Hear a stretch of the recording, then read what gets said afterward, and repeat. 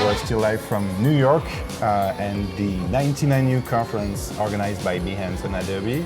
And we have a special guest because she's one of the speakers of the 99U conference. Hi, Natasha. Hi, Michael. Hi, everyone. Yeah, thanks for joining us. Thanks for having me. Very honored, and it's Thanks a real pleasure. Me. Yeah, glad to be here.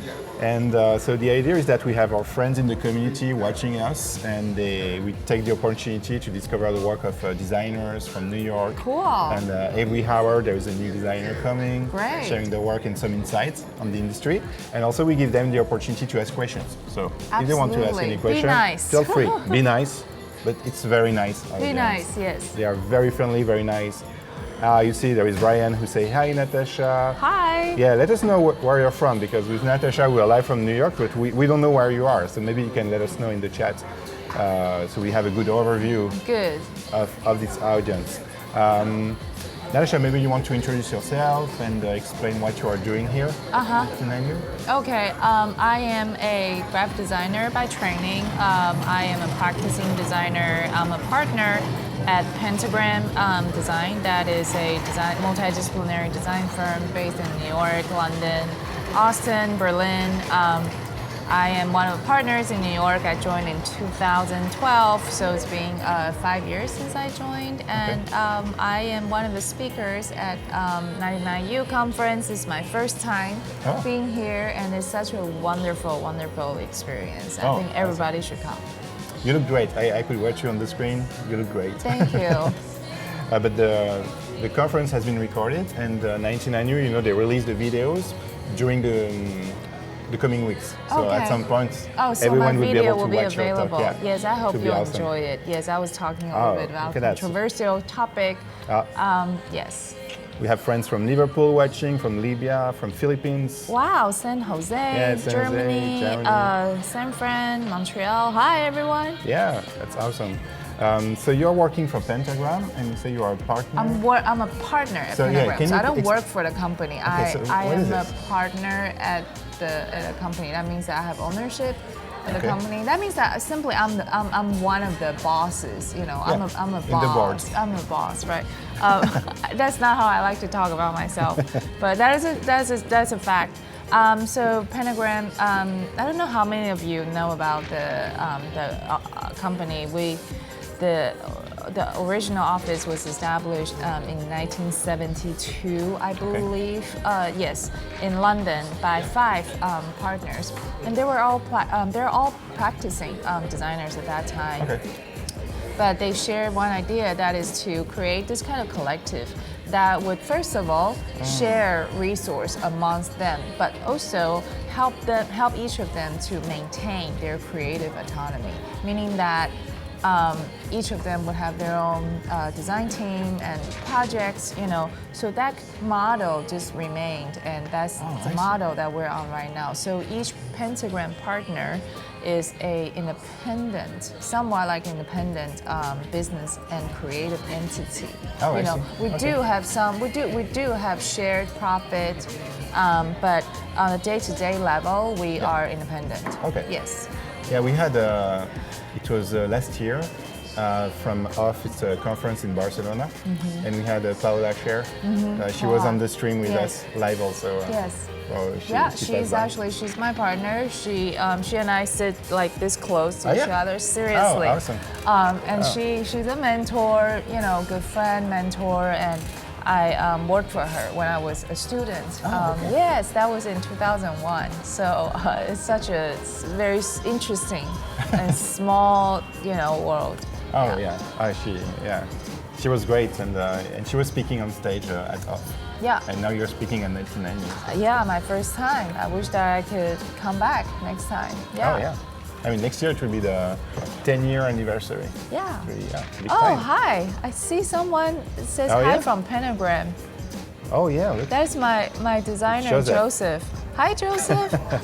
Wave for us, he says. Okay, we can wave for Pentagram. Hi, everyone from Pentagram.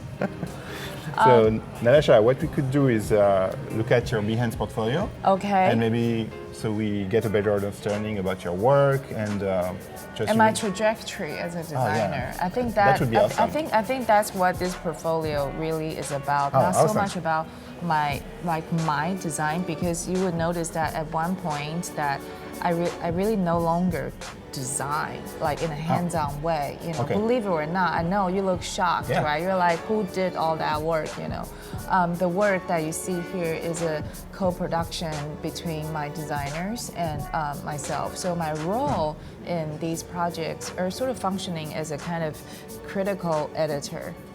Meaning that I would edit the work, you know, but the work and the ideas and a lot of these details were really kind of crafted by our team, by the designers, you know. So that happened after, like, I would say 6 months after I joined Pentagram. I just stopped designing just because the business demand itself, you know, really changed my role, and the scale of the business changed. And Pentagram works for like big customers, like big brands too. We work for big and small businesses. Big and small. There's a whole that's what I saw in your range. portfolio. There's a whole Like range the of there's a whole range of clients, you know, and projects, and we're one of the very few firms, I think, that is still very interested in looking at projects through a kind of more cultural or interest perspective rather than from a revenue perspective, you know, which I think is what still makes the organization really special. So now going back to my portfolio, you will see that, you know, as you scroll down, you will see some, like, a lot of these were the early works that I did. On my own, you know, or when I was working for different firms, right? For example, this project Times Square, that was designed by me, by myself. Everything about it was designed. You did everything. I did idea of it, the sequence of an animation, how they should animate. Nuit Blanche, New York. This is a concept from Paris, no? Yes, totally. Yeah. The Nuit Blanche. Yeah. So you're aware of this, right? So this was 2010 when I was still a designer running my own shop, you know. So I designed. Huge. It's a huge installation. It was a really large installation at Times Square. On this, I believe the building is 25 stories, or no, it should be taller. 25 stories high. Right, 25 story. Building. And this is our LED screen. LED screen. So that's the time when I was still designing, you know.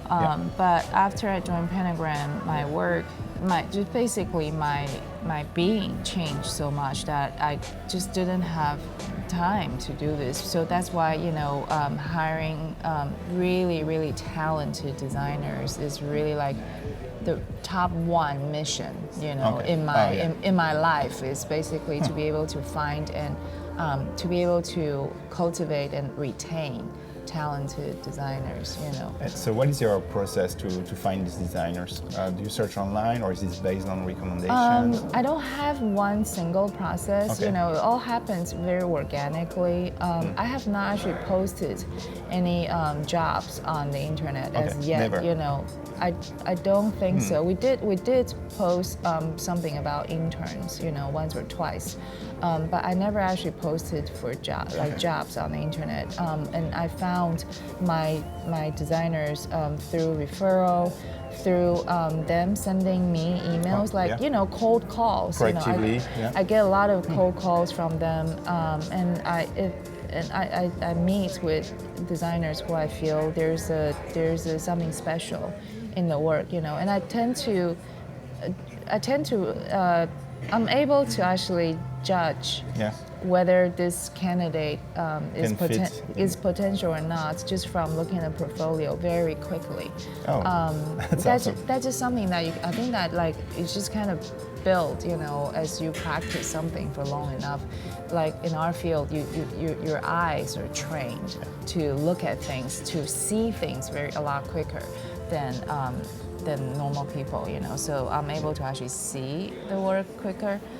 So yeah, so this was the time when I was still designing, But then as you move up toward, like starting from, this role, I did not design, like physically designing of it, but I did have a lot of ideas, in a lot of these projects.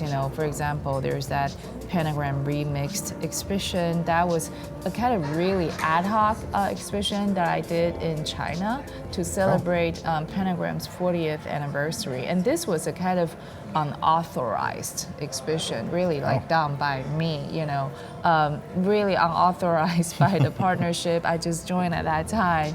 I was naive and very eager to do some work, so I used whatever materials that were available basically on the server to put together this exhibition. So I didn't use a curator, right? I didn't use a curator. I didn't have a project management team on it. So it was just basically like ideas that that came up in this process about how do we actually frame Pentagram's work, what are the angles that we can take to look at this just pretty enormous amount and impressive amount of work here, right?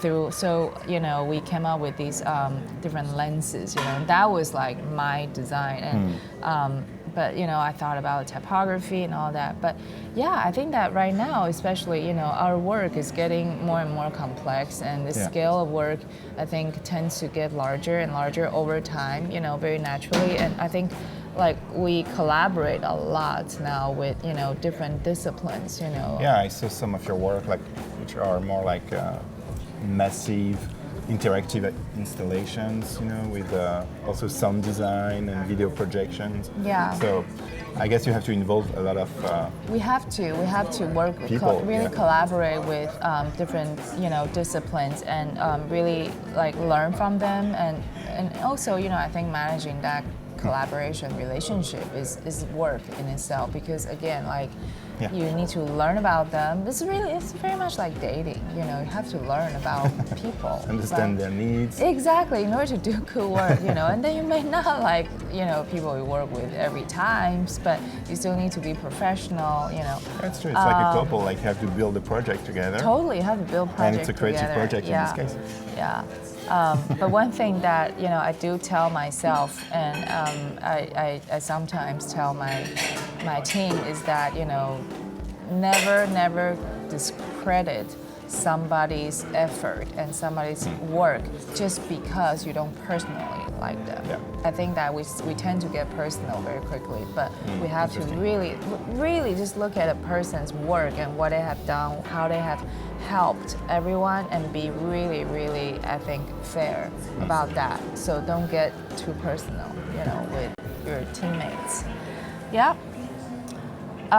So so this was 2012. Now it feels like a long time ago, like more than a decade ago. Then if you move up, our work started to take on, I think, more kind of diverse forms. From identity for, say, even an energy company based in Brooklyn, to a nonprofit organization, to exhibitions where the budgets tend to be really low. One interesting thing about like our earlier work is that we had a lot of really small budget clients and projects, but we always, I think, just use and you find the time and you we would do it. I said, our decision making, myself, my decision making is not always driven by monetary gain, right? But rather by the vision in the project, by the interest level that we have, So we can say that a lot of these decisions are actually highly personal, but yet I know that these are the things that my team would love to work on, right? You know what I mean? You need to keep the motivation. You need to, keep the fabric of the business somewhat fresh, I think, all the time, and that itself, I think, is a design project. You know what I mean? You're basically designing the fabric of the project. You need to make sure financially you're still healthy, right? And then, but fabric-wise, you need to make sure that you have the right things, exactly the things that you want to do. So that's something that I'm always kind of keeping an eye on, and I have a pretty good kind of detector when I know that we're actually going low on this and we're going too high. Then I'm always that we should maybe work on this type of project and it will boost the team again. Or we're doing too much of that. We need to just really slow down. You could coach a soccer team, during the soccer season. Team, totally, yes. I see people are asking for a position. are you offering a position at Pentagram? Well, send your portfolio to info@pentagram.com. Okay. You can address to me, Natasha Jen, if you like. Make sure to polish your Behance portfolio, and you can send Behance. You can just send a Behance, Behance link. Totally. Yeah. So amazing. Okay, which one should we look at? Look at this new practice, New York Identity and Exhibition Design. Yes. So this was an exhibition design, but started out really as an identity design for this team. It's a new place, or it's basically it's a team within the Center for Architecture, and the team consists of winners of this prize called New Practice New York. It's a prize that's given to 6 chosen winners each year. So once every 2 years. So we designed the identity actually for the committee of New Practice New York back in 2011, I believe. But then the identity itself then became a very kind of important starting point for the conceptualization of this exhibition. And the biggest challenge and difficulty that we had with designing this exhibition is that the production budget was so low. It was really limited, right? But that did not discourage us. So we felt that the identity itself is made out with these lines, right? That is in the logo, right, itself. And because, if you think about architecture, 2 lines actually make a flat space, but 3 converging lines does make you have a corner, right? That makes it spatialized condition. So that was the idea behind the logo. Super simple, but then, once you extend the language of the converging 3 lines, it becomes a web. And once this web, if you scroll down, once this web is used inside a space, the web becomes a functional tool that actually divides divides content. So it divides the teams. Through these vertical lines, exactly. I like the fact that it goes also on the visually too. But visually, it created this impact. That so these lines are made with duct tape. So we got like I don't know how many rolls. The duct tape costs only like 300 something. I think it's very expensive. Is there 300 or 600? I can't remember. But it was just so shockingly and stupidly cheap, And then we just basically used it. It's everywhere. Yes, it's a huge exhibition. It took up the entire space of the center. Even the typography? The type too, yes. Oh, I think that if you scroll down, there should be. So with so you created a typeface. So we created. We did. What was really funny about this project, and that's how ad hoc it is that we didn't have to digitize the typeface. You just take the tape to the space to the space, and then you start taping, right? And that's how we did it. So like people, for those, you can see here. Yeah, and you see that there's no single letter here that's exactly the same with the other, because they were all done by workers, by the installation workers. So for those who would say that, oh yeah, Pentagram is too big, no, we're not big at all. Like we take on projects that basically have limited budget.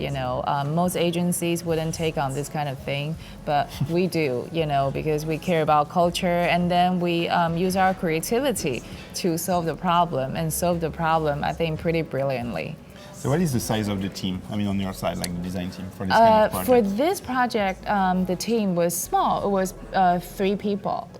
Three designers plus myself. One key designer and then one lead designer and 2 supporting designers, and then myself. And you as more as a art director. I was the creative director. So our teams, sometimes get bigger. Sometimes a team would involve, say, 8 to 10 people. If a project is large enough that has many different facets, this is pretty self-contained.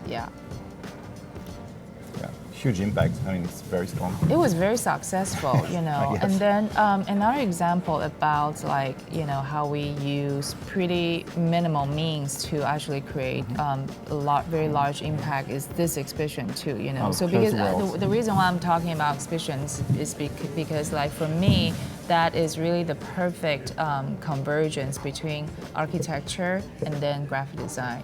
Graphic design is about language, it's about graphics, it's about images, and then space is basically architecture. So this exhibition was done, I think last year. Yes, winter time. It's called Closed World, and the content is really interesting in that it's a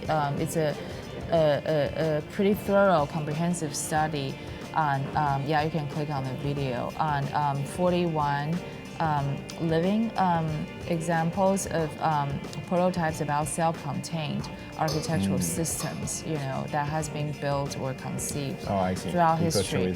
Yes, so it's really about how it's a question to try to answer how we can actually sustain, in these completely self-contained systems. So that also, that's related to going to outer space, that kind of thinking. So I think that, the content is super rich, but again, it's for a nonprofit organization, Storefront, which is an organization I care a lot about.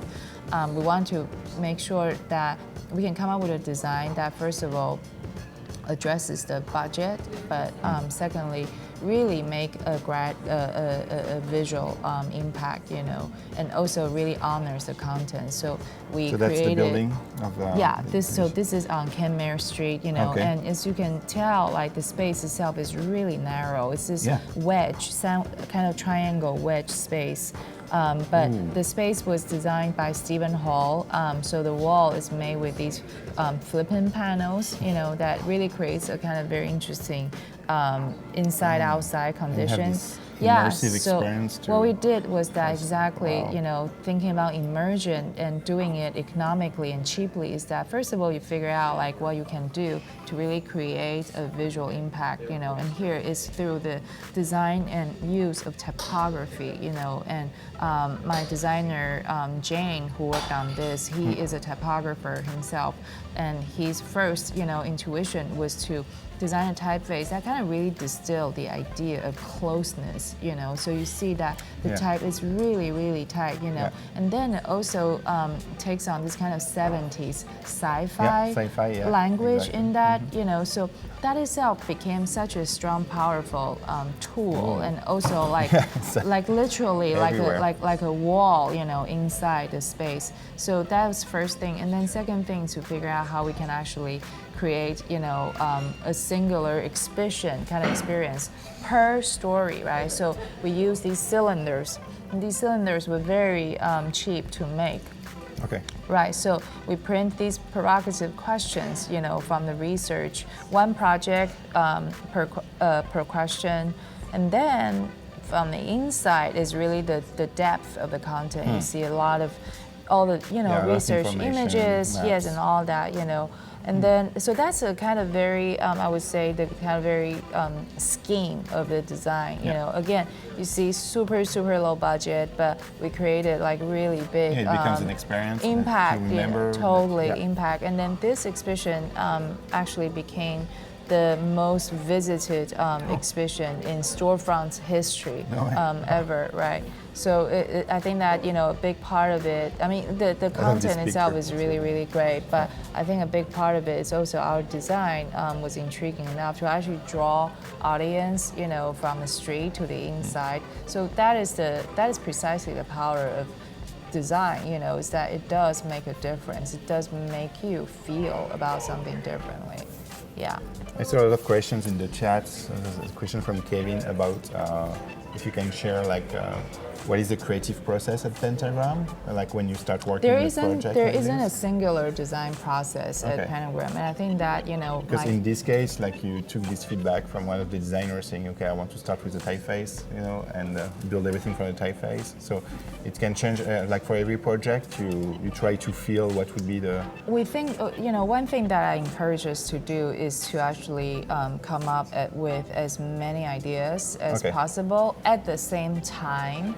Be as much self-editing as possible. So you may say this is kind of really paradoxical move, you know, because if you're telling people to do a lot, to actually sketch a lot, okay, that's one thing, but at the same time, you're telling people to be as kind of hard on yourself in terms of editing as possible. But for me, when you combine these two together, you have a higher chance to have great design. Because if you're just generating for the sake of generation, you don't have criticality. You're not really evaluating the decisions that you have made, right? But when you're actually too tight on the editing itself, you end up with too few an idea to really help you understand the range of possibilities. So you really have to have the two going on simultaneously, doing a lot, but then being incredibly hard on your selecting process. And that is sort of the defining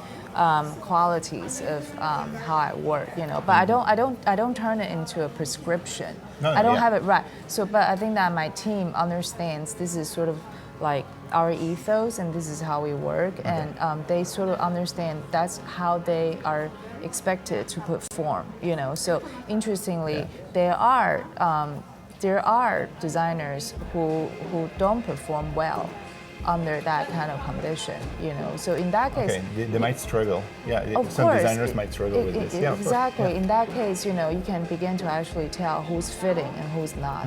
So I think that, you know, having this kind of very kind of, I think, clear way of working, but not in a prescriptive way, has been proven really helpful to our work and to our business. Yeah.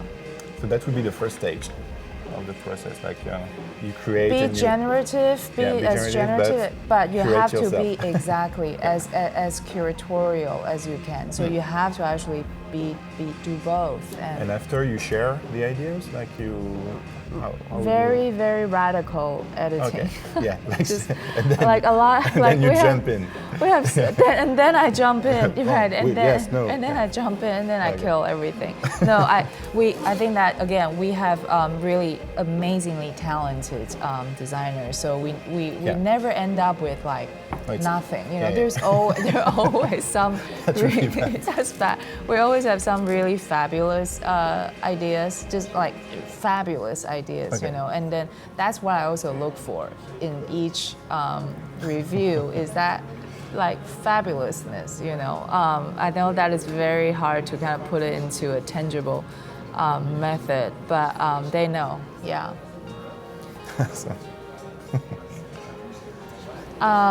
What else? Let's see. We can talk about maybe this project. This project is really fun. So so you know, Heritage Ball again. This so this design was for a heritage. Okay. Yeah, a gala very important fundraising gala that happens at the AIA, you know, Center for Architecture every year. So the brief was pretty simple. You know, since it's a gala, the design needs to be somewhat, you know, optimistic, celebratorial. So we thought that, well, if the idea of architecture is to really, define space, here we're using typography as the means to actually define a space. So the designers came up with this idea of doing these, horizontally flexible letters, right? It's a new way of doing it became kerning, like a rubber band, right? Exactly. New generation new way of kerning, and then they great. did it. Yeah, Wow. they did it, and then it really turned out beautifully. And I was really excited about the idea. But as you know, at the same time, we had 5 other really strong design going on at the same time. At the same time? At the same time. Wow. They were all really, really, really fabulous. All of them. So for me, it was very difficult to actually decide, So we decided to narrow down to, I think, 4 options, and to give it to our client, and the client really fell in love with this right away. I think that's very hard. It's very hard not to fall in love with this. It's so irresistible. Just the kind of really playful nature. It works so well with the space, like once you have this block and then the same block which is just empty, it's so efficient. Oh, it's great. Wow, somebody asked, did Stan Chow create your avatar? Yes, he did. Oh, this one? Yes, and he's great. So, like for this project, so you had 5 very strong proposals of design? We did, yeah. So in some cases, like, do you keep them in mind and say, okay, maybe this is something I can reuse in the future? Or? I don't think like that, about repurpose something. But the beauty of design is that once you've done it, it's in your head. Yeah. It never goes away. And when the right situation comes up, and you will know how to actually repurpose it in a way that is actually new and different. I think that's just the beauty of design. Always adding to your. It's in your once it's in your head, it's in your head, right? It doesn't go away. It's like like a recipe. Like once you learn how to cook something, next time you having the same ingredients, you kind of know what to do with it. Design is similar that way too. And you will add your own personal touch. Yes. Yeah, that's true. What else? Do we want to talk about? Do you have any project that just from looking at this that you want to jump into? Actually, we use the Teabox for the Sure, communicate on the event. Let's talk about Teabox. Teabox. Teabox was a really wonderful experience for us, in that, first of all, the client was and still based in India, and it was a long distance relationship, yes, between New York and New York. Difference. We had time difference, and the time difference between New York and India, I can't remember exactly how many hours, but it was always weird. It was just always a weird time difference. So like we had to do these like 7:30 a.m. or 8 a.m. Conference calls, presentations, or the client had to stay really late in order to talk to us. But it was such a wonderful experience because, first of all, I had never been to India before, and it was through this project that. In which region? Darjeeling. Wow. So that's where a lot of the teas actually come from. It's a really beautiful mountain area, and I got the opportunity to go there, and the journey itself was just so memorable. That first of all, the long flights that I had to take in order to get there. It's like I had to really stop at many different places. Like at least 2 stops? So 2 stops. I remember the flight was more than 24 hours, Wow. That itself was very memorable. I was on my own going there, and once I got to the Darjeeling area, the city or the town itself, is still, I would say, more like a third city kind of urban condition, So you begin to really feel like, wow, people can live very humbly but very happily, there, right? In India, it's stunning. And the food was really great. So I was really, the first time was such an eye-opening experience to see like a small part of India, but I also got to go to all the tea estates in the mountain of Darjeeling. So the client And client team was really great. They're a really young team, startup. Okay. They're all in their late 20s and early 30s, very enthusiastic, very, very smart people. One of the smartest people I've ever worked with. So they tour me around in these tea estate, and some of them are as old as say like 150-year-old, Wow. and they're in the mountains. And then back in the day, during the British, colonial period, the Brits actually had to take all these giant machines like tea drying machines up to the hill without the aid of say like helicopter or something. That was amazing. So anyhow, so we really helped Teabox to transform itself like in a very thorough way. So I went there. First thing question is how do we actually do something that can give the brand a real different identity from all the other tea brands, but still is tied to the very history of tea itself. Okay. So we resorted to stencil because stencil typeface is what's used on the shipping crate, on all the shipping crate in India and China throughout history, right? So there's something that's very, very true about a stencil typeface. So what we did was that, again, a staff of mine, Jane, who was he's a typographer. Very intuitively, he designed this typeface, based on avant-garde, that we named it Teabox stencil. But then you see that the language of the icon then began to take on this kind of tea. Exactly, we have people from India in the chat. Hi. It's so cool that you came to India. Yes, India is great. But then the other very important design idea is the use of color blocks, color blocking. So you see that we create a logo itself that is a B and a T, right?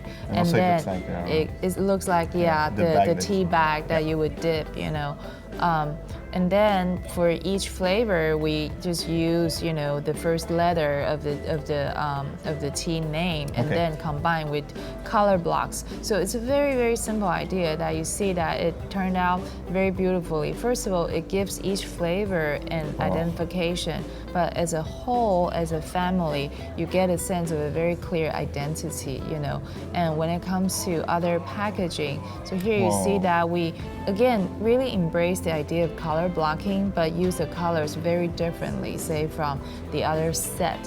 Here we also these patterns are we also amazing. use patterns for this particular set. It feels very tactile. You want to. Yes, very tactile. But then, for the other set, we change our color strategy completely. We use very unusual colors, to make a set. So rarely you would see a pink combined with, say, navy blue together. So here it was a really fun color experimentation for us, and the result came out really great in that, first of all, you really get a very strong idea about the brand, the identity, Yet it is actually pretty easy to execute because the elements that we came up with were just so decisively simple, color blocking and stencil typeface, and you see that actually turned out really, really beautifully and really well. Yeah. So is it something that they are selling worldwide? Yes, they are a online business. So the beauty of Teabox in terms of its genius is that they're able to ship very fresh teas, whole leaf fresh teas directly from the tea gardens to consumers in a matter of few days globally. So that really never happened before because tea, as you probably know, that's a really ancient industry. So there are always layers and layers and layers of vendors in the middle. So the tea gets transferred amongst these vendors, right? So the tea never gets to a consumer's hand or even to a store until, say, 6 months to a year later. And by the time the flavor of the tea has already deteriorated radically. And this is something that I actually didn't know before, Or we take it as an assumption. Yes. So that's the tea, like you get it 6 months after. So they found a way to break the chain, The founder, yes, Yeah. the founder Kushal, you Wow. know, the CEO and founder Kushal, that was awesome. really his idea to actually bring the you know the most delicious, freshest tea to the world, and he did it so well. And I'm really glad that you know our design was able to you know help him to elevate the brand, you know. And right now, this I know that is voted by Monaco magazine in 2017's edition as one of the best of brands examples, you know. Oh. So I think that for us that is really encouraging. So you can see that you know our practice really has a wide range, right, in terms of what we do. We do very small cultural architecture related projects that you know for nonprofit organizations, yet we're able to actually create brands, experiences, and very distinct look and feel for you know a startup. And that's what makes our team you know I think a lot more interesting to work with, you know. And that's something that motivates me too. Yeah. Oh, it's awesome. It's a beautiful project. Thank you. Okay, so now I will ask you to do something. Okay. Because you're the pro of you know looking at the portfolio and say, Now This, it's my this. time. It's my time to Yeah. crit people's work. Yeah, not clients critic So our work. we have asked our community to submit their portfolios, you know, like during the previous week, and so we have 2 entries, and now we will review the portfolio. There is Great. a small animation. Let's look at the work. There we go. So the first one has been submitted by Nelly. She's from Denmark. Hi, Nelly. Okay, Nelly, if you are in the chat, you can say hi. And Nelly, she looks quite young, graphic design, branding, and print. So is there a project that you... Well, let's look at Nelly's work. It seems that these are identity. There's several identity projects. You You can know, try the identity one? let's see. Okay, means immigration in Bulgarian, small family business, sells garden planting products. So it's a family business sells Yeah. garden planting Bulgaria. products. That's really sweet. So your solution is this symbol. The symbol looks like it looks like a leaf, definitely, but Yeah. also it's a rising sun. Yeah. Do you see a rising sun? That's what I see It's too. really beautiful. With this, With this really you know bold typography, and it seems that you have the proportion really well worked out between the logo and the logo type. You know, you really manage where the logo starts and ends so that you know these points line up perfectly with your type. You know, the N. I'm sorry, I don't know what that letter is. You know, after the the first capital A. But yeah, it's lined up really beautifully, and I think that the deployment of the applications again turn out really well. You know, I think this is a really interesting case where you see a logo itself, you know, became such a really strong identity. You actually didn't need, you know, anything else. You didn't need any patterns, you know, a kind of, you know, front and back, Texture, different color treatment. You just basically use a logo in such a liberal way that I think is pretty effective. It's very clean too, you know. Cool. Let's look at other project. Yeah. Let's look Let's at what? The food? yeah, Get food. some food. Ah. Ooh, so So food. All right, pastry and coffee. Yeah. Especially, so what I like is that it starts with the description. That's what I like because there are so many projects on Behance where you don't know what you're looking at. Clean and minimal identity with a strong visual impact. Okay, and they do healthy desserts made with local and organic ingredients. Okay. Something that's very healthy, I think, delicious and healthy. Okay, so it seems that you have the primary logo type really well kerned, right? That's really nice. And then you use the macaroons, as a reference to create these circular patterns. And the coffee. And coffee, right? It feels very sweet. Yeah, the whole thing is very gentle and very sweet. Let's scroll down. Yeah, the cards are pretty beautiful, pastel colors. You know, this feels like a place that I would like to go. Okay. Let's scroll down. Yeah, as I said, it's pretty simple and nice. Yeah, I think so. And what I like about what I'm seeing here is that it seems you take care of documenting your own work very seriously, because it seems that these photos are all beautifully designed, like the compose in terms of lighting, in terms of composition, the angles right through which you shoot the photos. So I really respect that when a designer takes documenting their own work very seriously, and despite that, the items are really simple, they're shopping bags and coffee cups, right? But you really put a lot of effort into the details, which I really, really appreciate. Yeah. Yeah, great project, Nelly. Really great. Maybe one more from Nelly? Yes. Okay, this one looks like completely different. Oh, this one has been featured. Let's look at that. See, it's a logos, set of logos. Volume 1. So it's a set of logos that you created. So Navistar, navigation system. I always find it really hard to just create, just to like critique logos by themselves without knowing. I don't know the context, right? Yeah. But I can see that you have a very clean sensibility, and you have a very good sense of composition and proportion.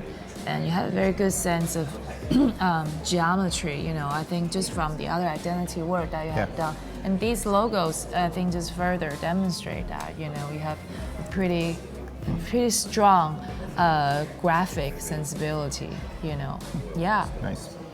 Yeah, good job, Nelly. Good job. Thanks for sharing.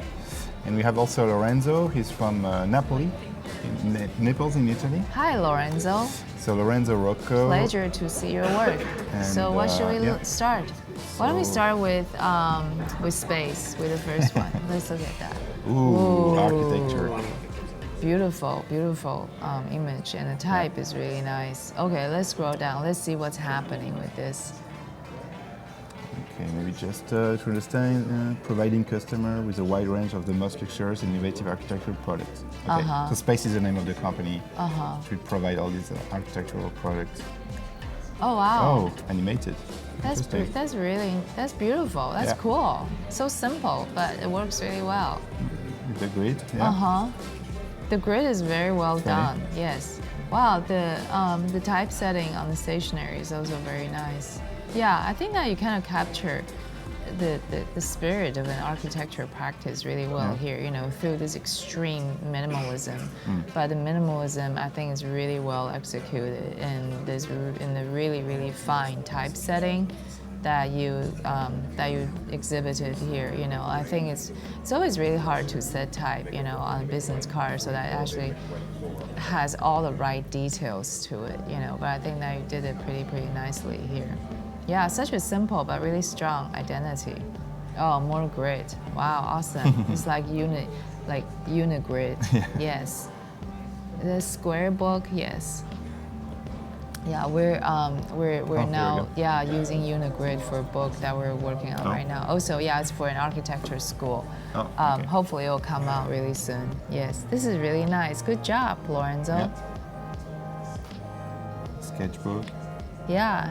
Yeah, a lot of applications. Wow. A lot of different applications. Good job. Should we look at something else? Yeah, maybe keyring. I'm intrigued by this. Yeah, let's see. What is that? Ooh, giraffe. Yellow. Keyring. Why a giraffe? So it's a smartphone application to manage paper documents. Okay.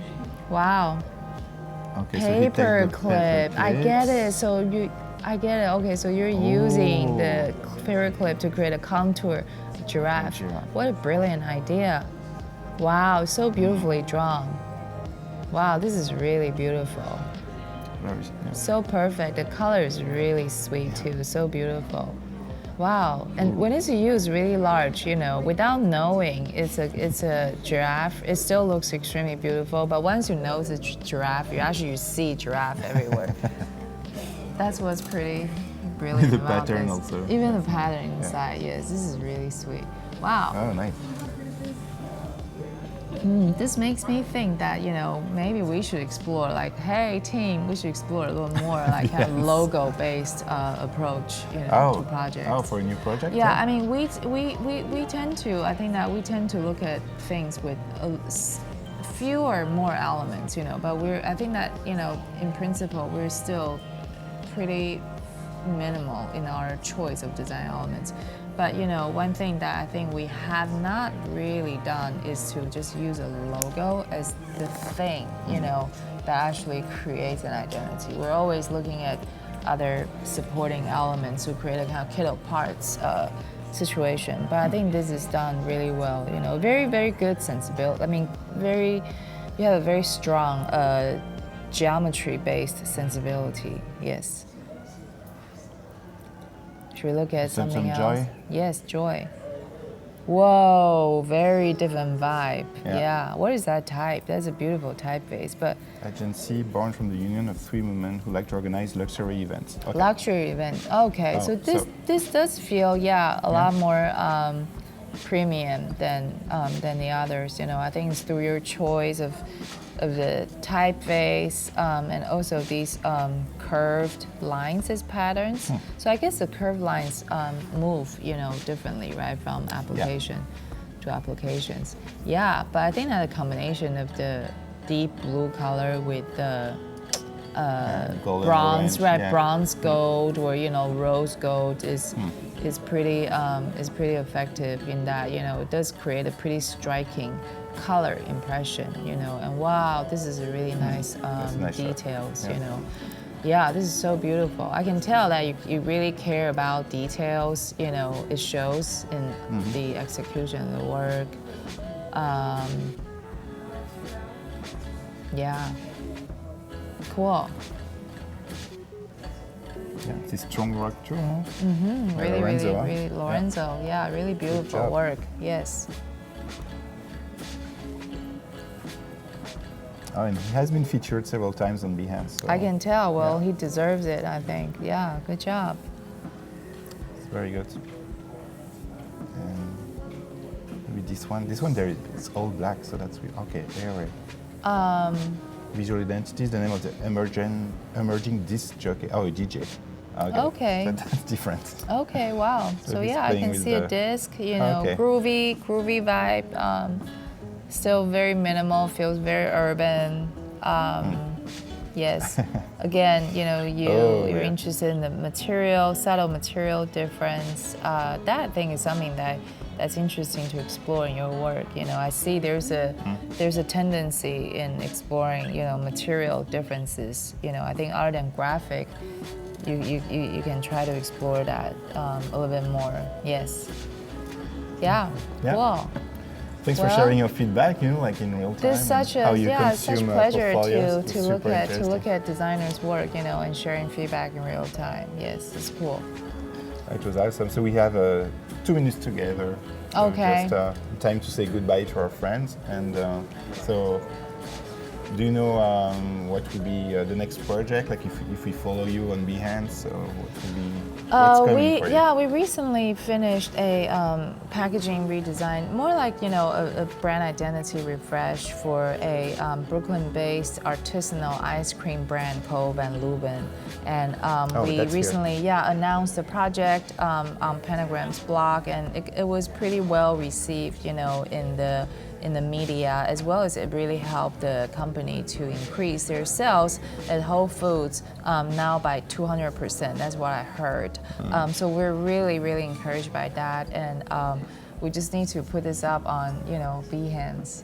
Yes, as you know, sometimes I know when you get so busy, right? You're like, oh, yeah, I'll do it. But I think that Behance is such an amazing platform where you kind of see everything all together. It really gives you a sense about somebody's design language.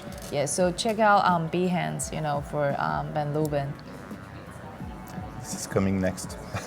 Make sure to follow Natasha. Next week, yes. Give some appreciations on Behance, and thanks for watching. Thank you guys, thanks for watching. They're all amazed by how you share your creative insights and yes. And you have all been very nice. Yes. And we will still be live with other guests. I think that our next guest is Amélie Lamont, I think. Maybe you can confirm. Yeah, Amélie is a UX designer at the New York Times. Great! So, wow. Stay on. So stay tuned. We will be back at the top of the hour in about 5 minutes on adobelive.com. And thank you a lot, Natasha. Thank you, guys. Pleasure. See you. Okay. Bye. Everyone.